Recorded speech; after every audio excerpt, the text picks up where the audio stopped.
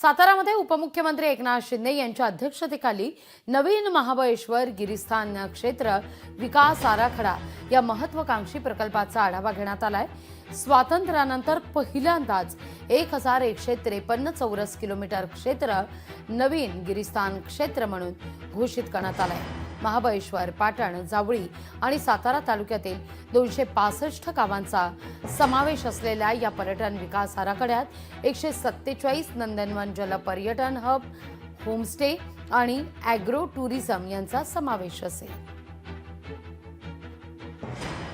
निसर्गाचं जे काही वरदान या भागाला लाभलेलं आहे त्याचं संवर्धन करणं आणि त्याचबरोबर त्याचं आणखी त्याच्यामध्ये वाढ करणं आणि स्थानिक लोकांना प्राधान्य देणं, स्थानिक लोकांना रोजगार उपलब्ध करून देणं आणि पर्यटनाला चालना देणं यासाठी हा नवीन महाबळेश्वर जो आहे हा प्रकल्प या भागाला वरदान ठरेल आणि नक्कीच या भागाचा कायापालट होईल। 235 गावं सुरुवातीला यामध्ये सहभागी झाली, त्याचा एक चांगला आराखडा तयार केलेला आहे।